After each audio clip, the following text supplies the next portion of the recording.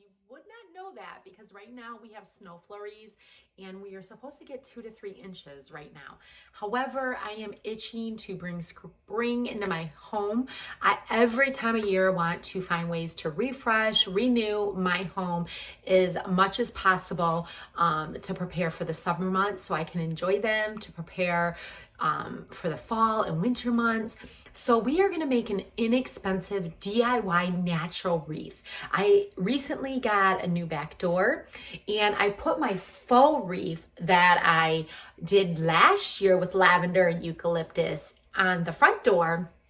But I'm really itching to make something similar with more natural elements on the back door, and then hopefully change it out in the summer, fall, and winter with more appropriate things for the season.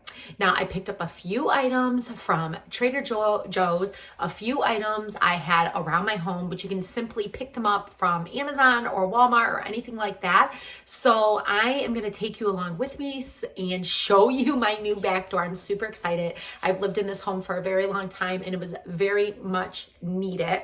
I'm not super in love with the storm door, but it is going to do its job and it will be fine. But before we turn this camera around, I want to make sure that you guys hit that subscribe button so you don't miss any videos from me, so we can walk side by side to create a homemade, healthy homestead in our homes this year and get feedback from each other, support each other and whatnot. So make sure you hit that subscribe button. And if you like this DIY, thrifted, inexpensive, however you want to look at it, video, go ahead and give it a thumbs up and let me know in the comments below if there's any other spring videos you want me to include this spring, because I'll be sure to do those so I can hopefully encourage, inspire, and teach you some tips and tricks that I've learned along the way. Affordable, on the dime, homemade, natural living along the banks of Riggs Creek. Okay, so one of the things you're going to need is a grapevine wreath. I can get, or you can purchase a larger one through Walmart or Amazon, but they do have them at the Dollar Tree, and I'm just going to do a smaller one on the back door. So you're going to need that. You'll need a good pair of scissors to cut any faux or real things that you're going to be using. Like I said, today we're going to use natural. I will link the video for my faux one that's going to be very similar to that. You're going to need some good pliers if you have any natural or faux stems that are a little tough. A glue gun if you want to keep everything secure in place. Some floral wire as well too. I'm not going to work with floral wire because I think I want everything in here to lightly be placed in here. So like I said, I can change it out every season. And then you're going to need some type of burlap. And this is going to be something that you're going to want, especially if you're not going to secure everything to stay there 100%. I'm going to use this to secure everything. Of course, your glue sticks for your hot glue gun. And then because I'm hanging this on my back door, you're going to want some 3M hook or tape or a wreath hanger.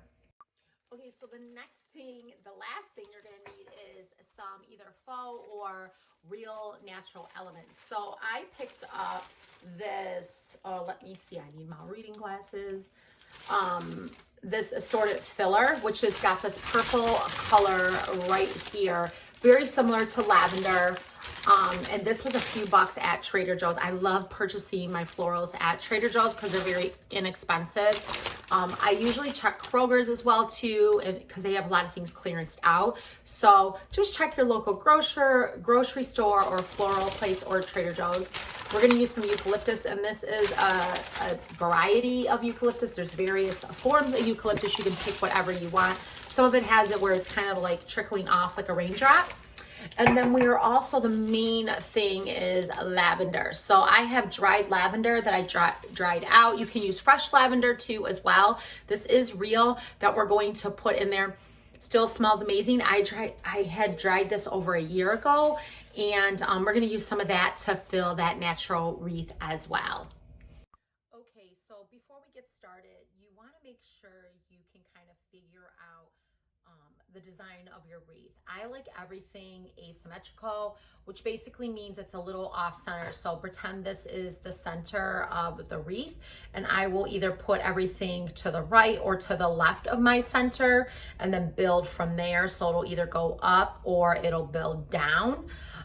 Some people like their the wreath symmetrical, which means basically you decorate everything from this side to this side where it completely matches either top to top or bottom to bottom or the whole entire wreath. Usually what I do is I usually decorate from the center all the way halfway up, or I have done from the center, well, I should say from kind of on this side where it's almost halfway up, and then it'll come all the way around and then go up a little bit further, giving it that asymmetrical look. So that's what you want to decide next. Before you do any wreath. And I'm no professional, but this is what works for me. And I feel my wreaths, I have come a long way.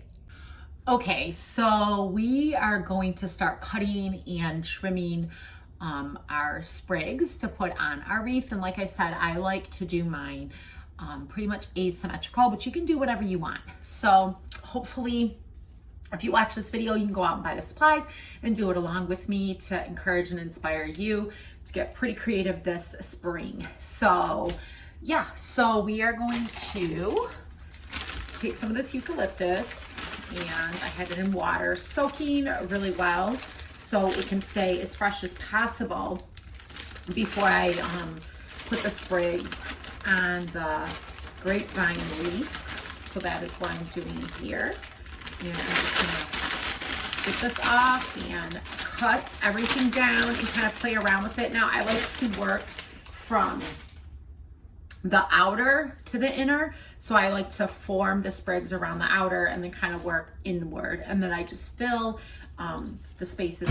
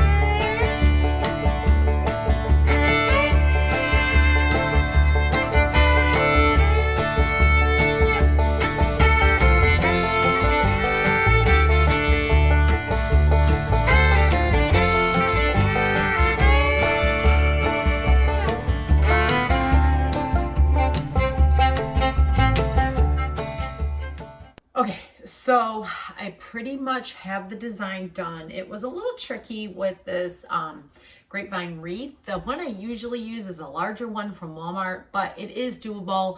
You will need some type of floral wiring or hot glue gun. I actually did not have floral wiring to match this, so I just chose to hot glue it.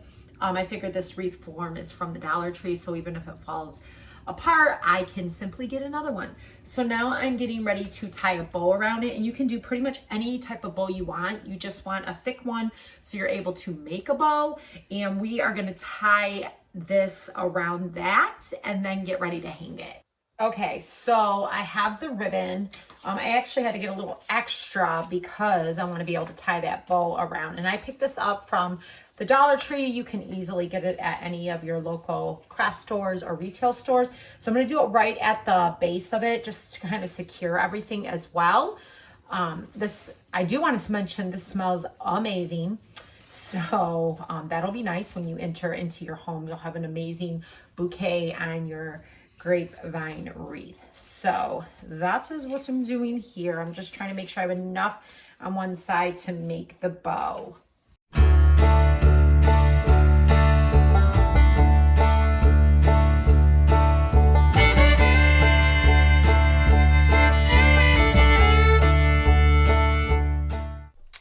Okay, so there we have it. We have the bow. I kind of cut it on a diagonal, as you can see there. I don't know what it is today, but I was having a little bit of a struggle tying a bow. I'm not sure why, but you never know. You could be a professional crafter and you still run into problems. So I'm just going to kind of finalize and kind of arrange and glue and tuck anything that looks not good to my eye. Okay, so here is the new back door. It's a little bit darker than I thought it would be. So obviously the trim around the door does not match. So I'm not really sure what I'm gonna do there. This room needs to be redone. But I do like the door. It's nice and solid wood. I do like it. It brings in a lot of light, but the problem is just I'm not really sure about the dark wood. This is called oak. I would have liked something a little bit lighter, but I was looking in a catalog, which you know how that goes. You get what you get in a catalog. So I'm gonna hang the wreath right there, and I'm gonna use this command hook to hang it. So that's what I'm going to do now. Okay, the command hook is hung, and apparently it is getting a little sunny out. So that's exciting. Okay, I think it's pretty secure. Hopefully, fingers crossed. So let me show you it. And here is a view from the inside one more time. Sorry about that earlier with my animals. Someone came to the front door. So there we go. And we have a new screen door. They did install it with a little bit of a gap on the top of the storm door. Do you guys have that? Let me know in the comments below, because I'm just curious. I've never seen that before. Down below, there isn't one, but above, there is one. I just like to know, maybe I'm losing it.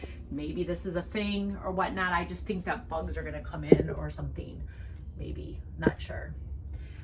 All right, so if you guys enjoyed this video, go ahead and give me a thumbs up. Okay, so there is the view from the outside. Looking at the wreath, I think it came out very nice and very simple touch to add to my back door. Remember to hit that subscribe button if you don't want to miss any videos from you. I do tons of healthy living tips, homemaking, homemade lifestyle here on the banks of Riggs Creek, and I'd love for you to join my community so we can just find more natural ways of creating a healthy lifestyle for ourselves, not only for ourselves, but also for our family. You guys, I hope you're having a blessed day, and I will talk to you soon.